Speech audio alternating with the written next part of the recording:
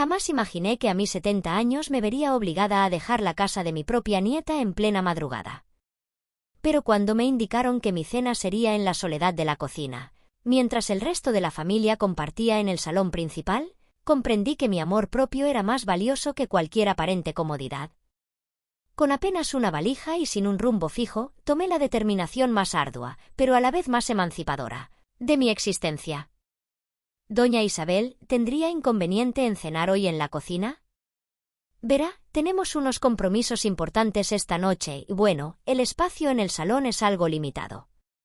Aquellas palabras de Ricardo, el esposo de mi nieta, resonaron en mí como un golpe sutil pero profundo. Me disponía a bajar para la cena familiar cuando él se aproximó a mi habitación, el antiguo estudio de mi nieta, con esa sonrisa forzada que solía esbozar para ocultar su propia tensión. Vestía su camisa de ocasiones formales y su costosa fragancia impregnaba el reducido ambiente. Claro que no, no te preocupes, repliqué, esforzándome por mantener una sonrisa. Mis 70 años de experiencias me habían enseñado a conservar la serenidad, aunque por dentro sintiera un profundo pesar. Mientras lo observaba alejarse por el corredor, reflexioné sobre cómo había llegado a esa encrucijada. Todo se inició 3 meses atrás, al decidir emprender una pequeña reforma en mi piso. Nada del otro mundo, sustituir cañerías antiguas, reparar unas fisuras y renovar la pintura. El contratista estimó un máximo de 3 semanas y mi nieta, Sofía, me propuso alojarme en su hogar durante ese lapso. Abuela, ¿para qué incurrir en gastos de hotel? Vente con nosotros. A los chicos les fascinará tenerte aquí, me dijo con un entusiasmo que parecía sincero. Las primeras semanas transcurrieron de maravilla. Mis bisnietos, ya casi adultos jóvenes, compartían momentos conmigo. Valentina, la mayor, con 19 años, me consultaba sobre sus aspiraciones profesionales. Mateo, de 17, me enseñaba sus composiciones musicales y escuchaba mis relatos de cuando ejercía como bibliotecaria. Y el más joven, Leo, de 15, aún gozaba cuando le preparaba una infusión de hierbas antes de irse a la cama. Sofía parecía contenta con mi presencia. Me solicitaba que le revelara el secreto de mi célebre tarta de manzana y me confiaba sus inquietudes sobre los muchachos. Ricardo, siempre amable aunque algo reservado, me saludaba cada mañana antes de partir a su empleo como director en una firma de consultoría. «Doña Isabel, ¿precisa algo antes de que me marche?», inquiría con una formalidad que denotaba más a una invitada que a la abuela de su esposa. Pero entonces llegó la llamada del contratista. «Señora Aguirre, hemos hallado unos contratiempos en la cimentación. Esto llevará más tiempo del que habíamos calculado, tal vez 1 mes y medio adicional». Me invadió una enorme congoja al comunicar la noticia a Sofía. Para mi asombro, ella pareció aceptarlo con calma. «No te angusties, abuela. Permanece el tiempo que sea menester», expresó, aunque percibí una fugaz sombra de inquietud en su mirada. Fue a partir de esa novedad que la atmósfera comenzó a enrarecerse. Los cambios fueron sutiles al inicio, casi imperceptibles, como el goteo constante que va formando un charco. La primera señal la advertí durante el almuerzo. Estaba relatando una anécdota de mis años como bibliotecaria cuando Ricardo me interrumpió. «Disculpe, doña Isabel, pero se nos hace tarde, muchachos. Apuren con la comida». Mi narración quedó truncada. Nadie inquirió por el desenlace. Observé a Sofía mirar el reloj con nerviosismo, como si mi estancia alterara la cadencia habitual del hogar. Ese mismo día, mientras colaboraba doblando la colada, escuché fortuitamente una conversación entre Sofía y Ricardo en su dormitorio. «No podemos posponer la reunión con los inversores. Son cruciales», argumentaba él. «Lo comprendo, pero mi abuela, tu abuela es una persona mayor, lo entenderá. No podemos detener nuestra vida por completo, Sofía». Opté por no hacer comentario alguno. Quizás estaba siendo excesivamente susceptible. Al fin y al cabo, ellos tenían su rutina, sus obligaciones. Yo era la que sobraba. En los días subsiguientes, percibí más indicios. Sofía ya no me solicitaba colaboración en la cocina. Los chicos pasaban menos tiempo conmigo. Siempre aducían tener deberes, actividades extraescolares o compromisos con amigos. Las pláticas familiares durante las comidas se enfocaban en asuntos en los que yo no tenía cabida. El trabajo de Ricardo, los eventos escolares, proyectos de futuras reformas en la vivienda. Una tarde, mientras bordaba en el salón, escuché a Valentina llegar del instituto. Me alegré, pues hacía días que apenas la veía. «Hola, mi cielo. ¿Qué tal tu día?», pregunté animadamente. «Bien, abue», respondió sin alzar la vista de su móvil. «¿Te apetece que te prepare algo? ¿Quizás esas galletas de avena que tanto te gustaban?» «No, gracias, estoy tratando de comer más sano. Además, tengo un ensayo que finalizar». Se dirigió a su cuarto sin más. Recordé cuando era niña y corría a mis brazos cada vez que la visitaba. Cómo me imploraba que le contara historias y le horneara dulces. Ahora, mi presencia apenas merecía un saludo fugaz. Esa noche, durante la cena, intenté sumarme a la conversación en varias ocasiones, pero cada comentario mío era recibido con respuestas escuetas o simplemente ignorado. El pequeño Leo fue el único que pareció notar mi creciente mutismo. «Abuela, ¿te encuentras bien?», me preguntó en voz baja mientras los demás debatían sobre un viaje que planeaban para las vacaciones. «Sí, mi niño, solo un poco fatigada», le respondí, apretando suavemente su mano. Al día siguiente, recibí otra llamada desalentadora. Los permisos para mi reforma se habían demorado. Serían, como mínimo, 4 semanas más. Cuando se lo comuniqué a Sofía, vi algo que nunca esperé ver en los ojos de mi nieta: resignación. No pronunció palabra desagradable alguna, por supuesto. Mi Sofía siempre había sido muy correcta, pero su suspiro y la forma en que sus hombros se hundieron me revelaron todo lo que necesitaba saber. «No hay problema, abuela», dijo con una sonrisa que no alcanzó a iluminar su mirada. Esa tarde, decidí contactar a mi otro nieto, Martín. Él residía en otra provincia con su familia y nos veíamos esporádicamente, pero siempre habíamos mantenido un vínculo afectuoso por teléfono. «¿Cómo va todo con Sofía?», inquirió después de que charlamos sobre su trabajo y sus hijos. «Bien, aunque presiento que mi presencia ya les resulta un tanto incómoda». «Abuela, no digas eso. Estoy convencido de que están encantados de tenerte allí». «No lo creo, hijo. Las cosas han cambiado.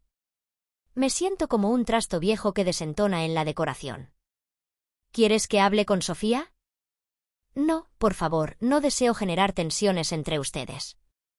Tras colgar, me quedé observando una fotografía de Carlos, mi difunto esposo, que conservaba en mi monedero. Hacían ya 7 años desde su partida, pero a veces sentía que me hablaba. «Asterisco Isa asterisco», me decía en mis pensamientos, usando el diminutivo que solo él empleaba, «asterisco nunca dejes que nadie te haga sentir inferior. Tu valía es más grande que cualquier conveniencia asterisco». Los días posteriores fueron una cadena de pequeñas afrentas. Ricardo comenzó a insinuar que mis remedios ocupaban demasiado espacio en el botiquín. Sofía comentó al pasar lo costoso que estaba todo, especialmente la compra del supermercado, ahora que éramos más en casa. Los chicos ya ni siquiera me dirigían la palabra al volver del colegio. El instante que más me hirió fue cuando escuché a Sofía hablar por teléfono con una amiga. «Sí, está viviendo con nosotros un tiempo. Ya sabes cómo son las personas mayores. Requieren mucha atención». «No, no puedo. Tengo que estar pendiente de mi abuela. Es un lío. A veces, parece una niña más». «Una niña más». Yo, que había criado a 2 hijos prácticamente sola después de que Carlos se enfermara gravemente, durante años, que había trabajado como bibliotecaria mientras lo cuidaba, que había sido el pilar emocional de toda la familia, era ahora una carga infantil. Esa noche, lloré en la penumbra, procurando que nadie me oyera. No quería concederles la satisfacción de verme vulnerable. Al día siguiente, Ricardo anunció durante el desayuno: «Este sábado tendremos una recepción muy importante. Vienen los directivos de la central con sus parejas y el señor Benavides, que podría significar el contrato más grande en la historia de la consultora». «Prepararé algo muy especial», dijo Sofía con entusiasmo. «Abuela, ¿me ayudarás con mi proyecto de ciencias después de clase?». preguntó Leo, el único que parecía recordar mi existencia. Por supuesto, mi amor. Leo, la abuela seguramente estará ocupada, intervino Ricardo. Además, necesito que ensayes tu presentación para la exposición de arte. Vi la desilusión en los ojos del niño, pero no dijo nada más. Yo tampoco. El mentado sábado llegó antes de lo que imaginaba. Desde primera hora, la casa era un hervidero. Sofía limpiaba con ahínco, Ricardo reorganizaba el mobiliario para ampliar el espacio en el salón, y los chicos habían sido enviados a casa de unos parientes, excepto Leo, que permanecería en su habitación. Intenté ofrecer mi ayuda, pero cada propuesta era declinada con cortesía. No se preocupe, abuela, yo me encargo. Mejor descanse, doña Isabel. No queremos que se agote. Me sentí prescindible, como si mis décadas de experiencia gestionando un hogar carecieran de valor. Y entonces llegó el momento.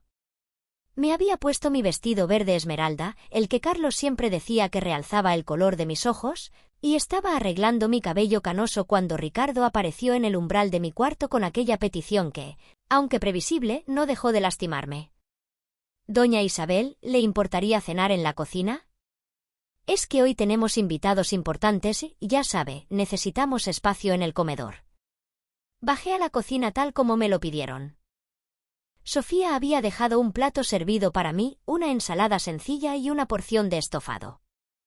Nada del elaborado pescado al horno que había preparado para los invitados, ni de aquella tabla de embutidos selectos que había visto en la nevera.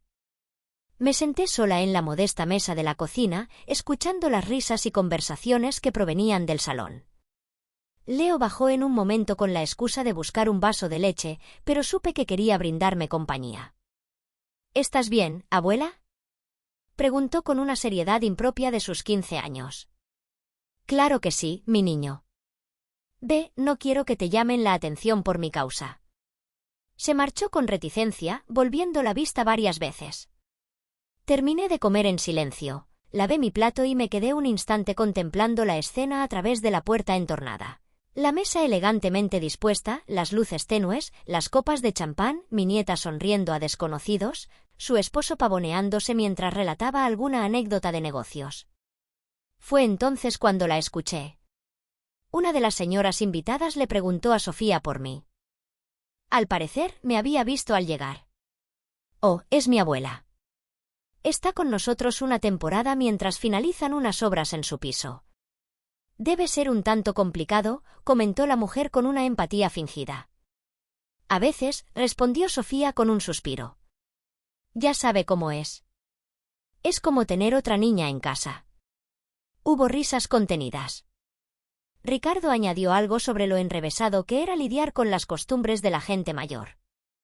Y luego, lo que más me dolió, mi propia nieta riendo con ellos. Subí a mi habitación sin hacer el menor ruido. No quería que supieran que había escuchado. Mi corazón palpitaba con fuerza, pero no era de tristeza, era de indignación, de dignidad ultrajada. Me senté en la cama y miré a mi alrededor. El estudio, convertido en mi habitación temporal, apenas mostraba señales de mi presencia. Había sido meticulosa en no invadir demasiado su espacio, en mantener mis pertenencias ordenadas y reducidas al mínimo indispensable. Abrí el ropero y saqué mi valija, la misma con la que había llegado 3 meses atrás. Comencé a guardar mis efectos personales con método, la ropa doblada con esmero, mis medicinas, el álbum de fotografías que siempre me acompañaba, el mantón que me había tejido mi hermana Clara antes de fallecer. No sentía ira ni deseos de revancha, solo una nitidez absoluta sobre lo que debía hacer. Mientras empacaba, recordé una conversación con Carlos poco antes de su partida. Estábamos sentados en el balcón de nuestra casa, contemplando el crepúsculo. «Isa, prométeme algo», me dijo, sosteniendo mi mano con la escasa fuerza que le restaba. «Lo que desees, mi vida. Prométeme que cuando yo no esté, vivirás con entereza, que no permitirás que nadie, ni siquiera nuestros hijos o nietos, te haga sentir de menos. Tú mereces consideración, afecto, siempre». «Te lo prometo», le dije, sin imaginar que tendría que poner a prueba esa promesa tan dolorosamente. Terminé de empacar y me senté a redactar una nota. No quería marcharme sin decir nada, pero tampoco deseaba una confrontación. Sabía que si hablaba con Sofía en ese momento, ella insistiría en que me quedara, movida por el remordimiento, no por un deseo genuino de tenerme cerca. Querida Sofía, agradezco tu hospitalidad durante estos meses. He decidido buscar otro sitio donde alojarme mientras concluyen las reformas de mi piso. No te preocupes por mí. Estaré bien. Te llamaré cuando me haya instalado. Con cariño, abuela Isabel **. Dejé la nota sobre la cama impecablemente hecha. Me puse el abrigo, tomé mi valija y mi bolso con los documentos importantes. Antes de salir, me detuve en la habitación de Leo. Dormía plácidamente. Le di un beso en la frente, con cuidado de no despertarlo. Te quiero, mi pequeño, susurré. Bajé las escaleras con sigilo. La cena continuaba, podía escuchar las risas y las conversaciones. Nadie reparó en mí cuando abrí la puerta principal y salí a la fresca noche otoñal. No sabía con exactitud a dónde me dirigiría. Pero mientras caminaba hacia la parada del tranvía, con mi valija en una mano y décadas de vida a mis espaldas, sentí algo inesperado, liberación. El peso de sentirme no deseada, de ser una molestia, se disipaba con cada paso. Le había prometido a Carlos vivir con dignidad, y eso era exactamente lo que estaba haciendo. El tranvía apareció en la esquina. Levanté la mano para detenerlo, y mientras subía, tuve la certeza de que, a mis 70 años, estaba a punto de iniciar un nuevo capítulo en mi vida. Uno donde yo volvería a ser la protagonista, no un mueble antiguo relegado a la cocina. El tranvía avanzaba por la avenida mientras las luces de la urbe se hacían cada vez más distantes a mis espaldas. Sentada junto a la ventanilla, con mi valija asegurada entre mis rodillas, experimentaba una extraña amalgama de emociones, temor ante lo incierto, melancolía por haberme tenido que distanciar de mi familia, pero también, y esto me sorprendía, una embriagadora sensación de libertad. No había tomado el tranvía con un destino preciso en mente. Simplemente, abordé el primero que pasó, aboné mi pasaje y me dejé llevar. Fueron las luces de Villa Serena lo que me impulsó a descender allí. Era una pintoresca localidad serrana a unas 3 horas de la capital, un lugar que Carlos y yo habíamos frecuentado varias veces en nuestra juventud. Próxima parada, terminal de Villa Serena, anunció el conductor. Tomé mi valija y bajé del tranvía. La estación estaba prácticamente desierta a esa hora de la noche. Solo un taxista cabeceaba en su vehículo y una pareja de excursionistas aguardaba con voluminosas mochilas. Respiré hondo. El aire olía a pino y a tierra húmeda. Había llovido recientemente. «Señora, ¿necesita un coche?», preguntó el conductor, despertando de su breve letargo al verme. «Sí, por favor». «¿Conoce algún hostal sencillo cerca del centro? Puedo llevarla a la pensión El Nogal. No es lujosa, pero es aseada y la dueña es una excelente persona». Durante el trayecto, observé las callejuelas de Villa Serena. Habían cambiado desde mi última visita, unos 20 años atrás, más tiendas, más construcciones, pero el encanto del pequeño pueblo serrano persistía intacto.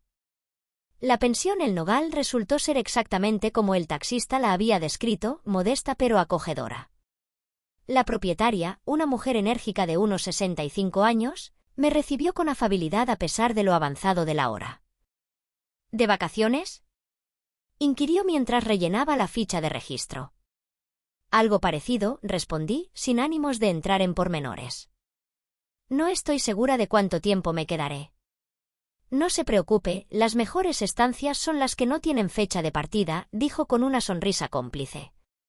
Mi habitación era reducida, pero contaba con todo lo imprescindible: una cama individual con sábanas impolutas que olían a campo, un aseo privado, un pequeño escritorio y una ventana que, según me explicó la dueña, doña Elvira, ofrecía vistas a las montañas al amanecer. Esa noche apenas concilié el sueño. Pensaba en Sofía, en mis bisnietos, en la expresión que tendrían al descubrir mi partida. Me pregunté si se inquietarían, si me buscarían o si, en secreto, se sentirían aliviados de no tener que lidiar conmigo. A las 6 de la mañana, cuando el sueño finalmente comenzaba a rendirme, mi móvil vibró. Era Sofía. Dejé que la llamada se desviara al buzón. No me sentía preparada para hablar con ella todavía. El mensaje que dejó me llenó de sorpresa. Abuela, ¿dónde estás? Estamos muy preocupados. Por favor, llámame en cuanto puedas. Te queremos. Su voz sonaba genuinamente compungida, pero necesitaba tiempo. Tiempo para reflexionar, para sanar, para decidir qué deseaba hacer con el resto de mi existencia. Apagué el teléfono y me aproximé a la ventana. Doña Elvira tenía razón. La vista era espléndida. Las montañas se erguían majestuosas bajo la luz del alba. Los primeros pájaros entonaban su melodía matutina, y en ese instante tuve la convicción de haber obrado correctamente. Decidí enviar un breve mensaje a Sofía para que no se alarmara en exceso. Estoy bien. Necesito un tiempo para mí. Les avisaré cuando pueda hablar. Después de un desayuno frugal que doña Elvira insistió en ofrecerme, las tristezas con pan son menos afirmó, salí a pasear por la plaza del pueblo. El sol de la mañana templaba suavemente y la brisa serrana acariciaba mi cabello con delicadeza. Mientras caminaba, pensaba en Carlos. ¿Qué opinarías de mí ahora, viejo testarudo?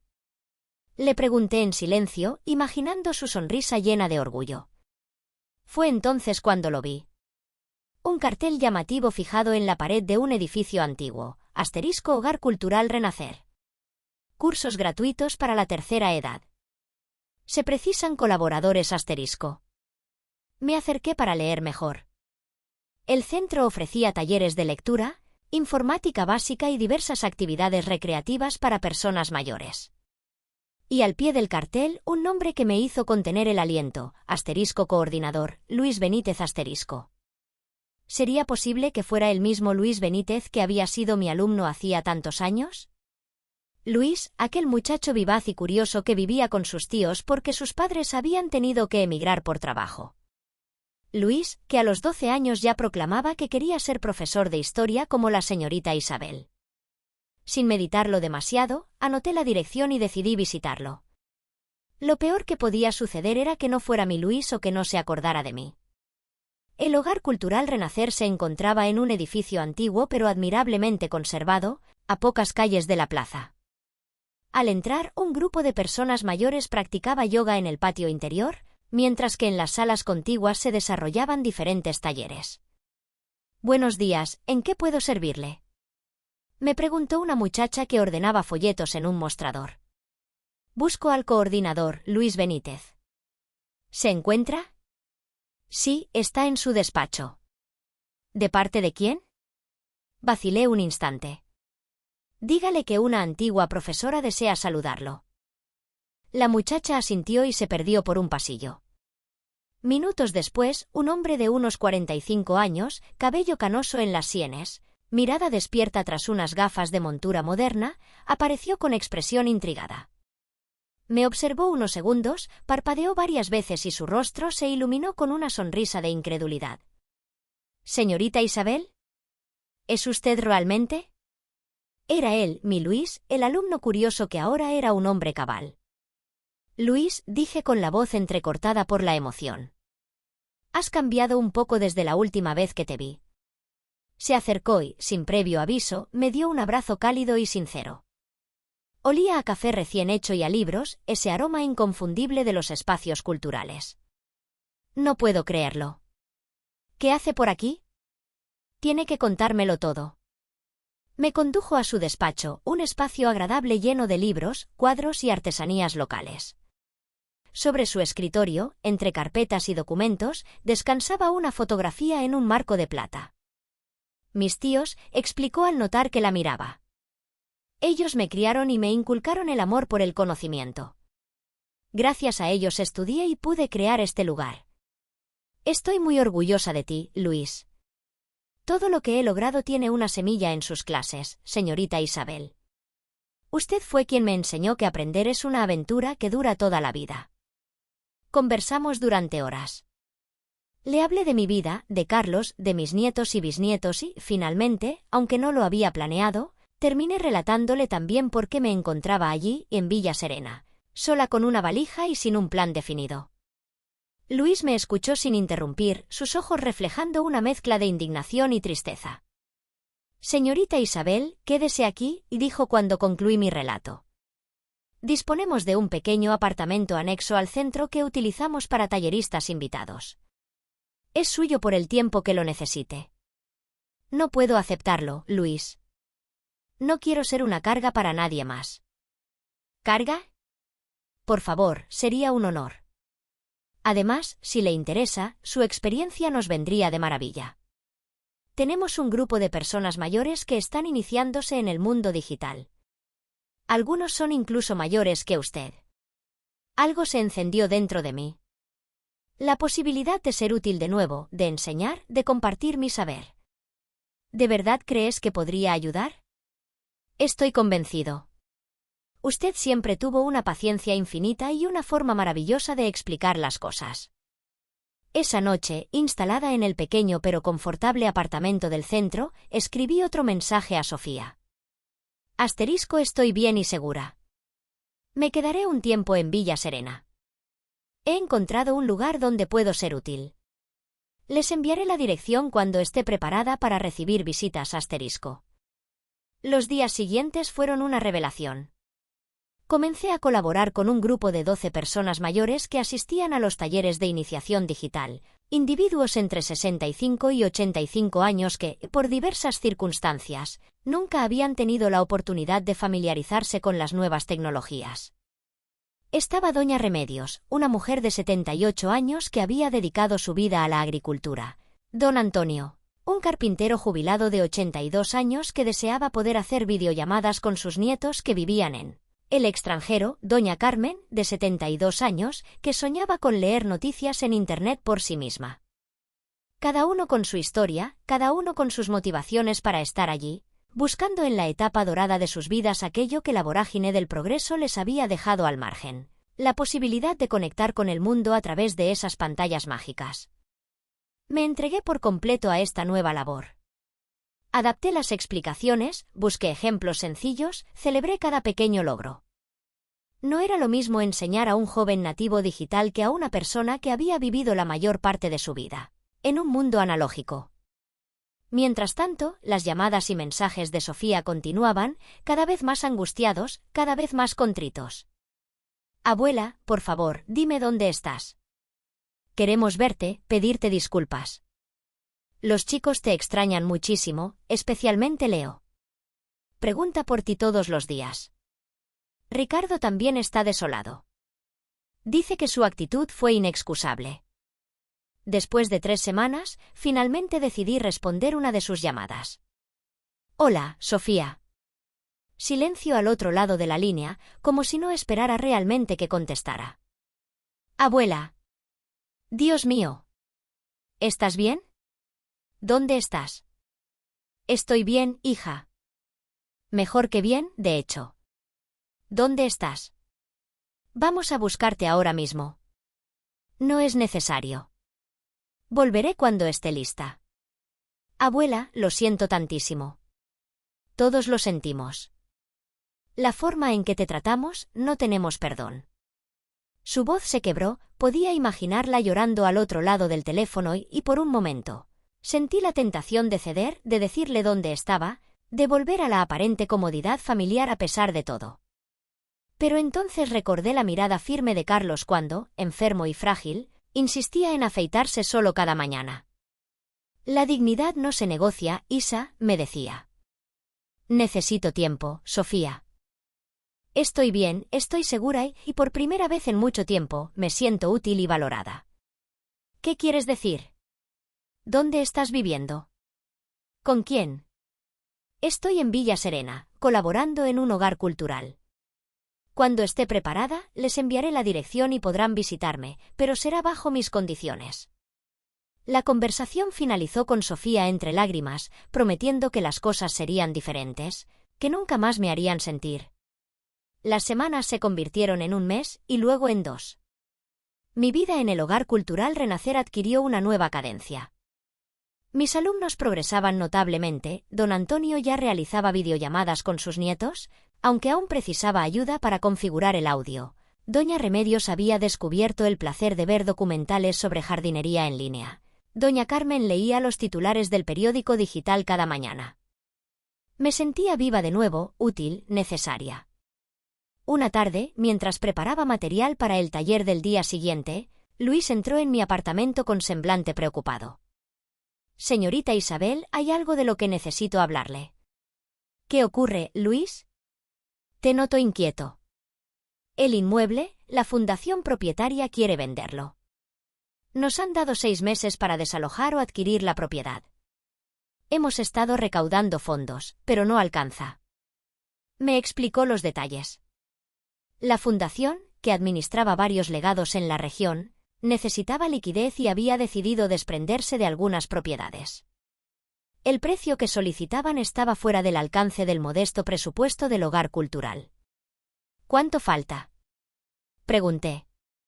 Luis mencionó una cifra significativa, casi la mitad de mis ahorros de toda una vida, el dinero que había reservado para cualquier eventualidad, para un futuro sereno. Esa noche no pude dormir. Pensaba en mis alumnos, en lo que significaría para ellos perder ese espacio de encuentro y aprendizaje. Pensaba en Luis y su admirable dedicación. Pensaba en lo que Carlos habría hecho en mi lugar. Por la mañana tomé una decisión. Llamé a mi gestor bancario y ordené una transferencia por una parte considerable de mis ahorros a la cuenta del hogar cultural, suficiente para completar la suma necesaria para la compra del edificio. ¿Pero qué ha hecho?, preguntó Luis, atónito, cuando le mostré el justificante de la operación. Invertir en esperanza, respondí con sencillez. Con una sola condición, que este lugar siga siendo un faro donde las personas mayores puedan seguir aprendiendo, compartiendo y sintiéndose valoradas. Señorita Isabel, no sé qué decir. Esto es demasiado generoso. No, Luis. Es exactamente lo justo. Ese mismo día decidí que estaba lista para ver a mi familia. Les envié la dirección del centro y les dije que podían visitarme el fin de semana siguiente. El sábado por la mañana, mientras impartía mi taller habitual, escuché un revuelo en la entrada. Eran ellos, Sofía, Ricardo, los 3 chicos e incluso Martín, que había viajado desde su provincia. Leo fue el primero en verme. Corrió hacia mí y me abrazó con todas sus fuerzas. «Abuela, te extrañé muchísimo». Sofía se acercó con los ojos empañados. Ricardo se mantenía un paso atrás, visiblemente compungido. «Abuela», dijo Sofía. «Lo sentimos tanto. La forma en que te tratamos fue imperdonable». «Doña Isabel», intervino Ricardo. «Me he comportado de una forma lamentable. No hay excusa para cómo la traté en nuestra casa. Usted merecía todo nuestro respeto y nosotros le fallamos estrepitosamente». Noté que mis alumnos observaban la escena con interés, doña Remedios, don Antonio, doña Carmen y los demás, deteniendo sus prácticas para presenciar este encuentro inesperado. «Les presento a mi familia», les dije a mis alumnos. «Han venido a conocerlos». Fue hermoso ver cómo mis 2 mundos convergían, mis alumnos compartiendo sus progresos con mi familia, mis bisnietos, especialmente Leo, fascinados por lo que hacía su abuela. Después de las presentaciones, Luis se acercó con un pequeño obsequio. «Su abuela es una mujer excepcional», le dijo a Sofía. «No solo ha sido una colaboradora invaluable para nuestros mayores, sino que acaba de asegurar el futuro de este centro con una generosidad que nos ha dejado sin palabras». «¿De qué habla?», preguntó Sofía, confundida. Luis me miró como pidiendo consentimiento y asentí suavemente. «Su abuela ha realizado una donación muy importante para que podamos adquirir este edificio. Gracias a ella, el Hogar Cultural Renacer tendrá una sede permanente». Vi la sorpresa en los rostros de todos, especialmente en el de Ricardo, que me miraba como si me viera por primera vez con otros ojos. «¿Tus ahorros, abuela?», preguntó Martín, preocupado. «¿Estarás bien?». «Nunca he estado mejor, hijo. Tengo todo lo que necesito, un propósito, el cariño de la gente y la satisfacción de hacer algo que realmente importa». Esa noche, Luis organizó una cena especial en el patio del centro. Todos mis alumnos asistieron junto con mi familia. era una estampa que nunca hubiera imaginado semanas atrás. 2 generaciones de mi familia compartiendo la mesa con personas que hasta hace poco eran completas desconocidas, pero que ahora formaban una parte esencial de mi vida. Durante la cena, Ricardo se acercó y se sentó a mi lado. Doña Isabel, nunca voy a perdonarme por cómo la traté. Ya está perdonado, Ricardo. Lo importante es lo que hemos aprendido de esta experiencia. Ha cambiado mi perspectiva por completo, dijo, mirando a su alrededor. Ver lo que ha logrado aquí, cómo estas personas la respetan y la quieren, me hace sentir profundamente avergonzado de mi ceguera. No se trata de sentir vergüenza, sino de evolucionar. Todos cometemos errores. Lo crucial es aprender de ellos. Al final de la velada, Sofía me llevó aparte. Abuela, queremos que vuelvas a casa con nosotros. Tu piso ya está listo, pero si lo prefieres, puedes quedarte en casa. Te prometo que todo será muy diferente. Gracias, hija. Pero mi sitio está aquí ahora, al menos por un tiempo más. Entiendo, dijo, aunque pude ver la tristeza en sus ojos. Podemos visitarte con frecuencia. Quizás los chicos podrían venir a pasar algunos fines de semana. Me encantaría, respondí, abrazándola con fuerza. En los meses siguientes, establecimos una nueva dinámica familiar. Yo continué viviendo en Villa Serena, dedicada a mis talleres y a mis alumnos. Mi familia me visitaba con asiduidad. Leo incluso comenzó a colaborar como voluntario los sábados, ayudando a los mayores con las redes sociales y las aplicaciones de mensajería. Mi piso en la ciudad se convirtió en un lugar de visitas esporádicas, un espacio donde podía reconectar con mi vida anterior sin renunciar a la nueva. Un año después de aquella noche en que salí de la casa de Sofía con una valija y sin rumbo, organizamos una gran celebración en el Hogar Cultural Renacer. Era la entrega de diplomas de la primera promoción de graduados digitales, 12 personas mayores que habían conquistado el mundo de la tecnología, cumpliendo un anhelo postergado durante décadas. Durante el acto, mientras veía a mis alumnos recibir sus reconocimientos con lágrimas de emoción, recordé las palabras de Carlos, vive con entereza, Isa *. Miré a mi alrededor, mi familia entremezclada con mis nuevos amigos, mis 2 mundos ahora felizmente unidos. Mi bisnieto Leo ayudando a don Antonio a ajustarse la corbata para la foto. Sofía y Ricardo sirviendo refrescos, Martín conversando animadamente con doña Remedios sobre sus plantas, y comprendí que, a veces, tomar distancia es necesario para que te valoren, pero más importante aún, para valorarte a ti misma. Esa noche, durante la cena de celebración, me pidieron que dijera unas palabras. Me puse de pie, miré a todos los presentes y dije: nunca es tarde para emprender un nuevo camino. Nunca es tarde para exigir respeto. Nunca es tarde para descubrir que, incluso en los momentos más sombríos, cuando te sientes invisible y olvidada, hay un propósito aguardándote. Solo tienes que armarte de valor y dar el primer paso. Mientras todos aplaudían, mi mirada se cruzó con la de Sofía. En sus ojos vi comprensión y arrepentimiento, pero también orgullo y un amor profundo. Y supe que, aunque el trayecto había sido arduo, ambas habíamos aprendido lecciones invaluables. Yo había aprendido que la edad no define mi valía ni mi capacidad para reinventarme, y ella había aprendido que el respeto no se concede por obligación, sino por el reconocimiento genuino del valor del otro. Aquella noche en que me indicaron que cenara en la cocina mientras la familia compartía en el salón, sentí que mi dignidad había sido menoscabada. Pero al decidir marcharme, recuperé no solo mi amor propio, sino también un sentido de propósito que creía extraviado. Y mientras compartía la mesa con mis alumnos y mi familia, rodeada de risas y conversaciones animadas, supe que había tomado la decisión correcta. No se trataba de revancha ni de orgullo herido. Se trataba, simplemente, de recordarme a mí misma y a los demás que nunca es tarde para reclamar el lugar que merecemos en el banquete de la vida.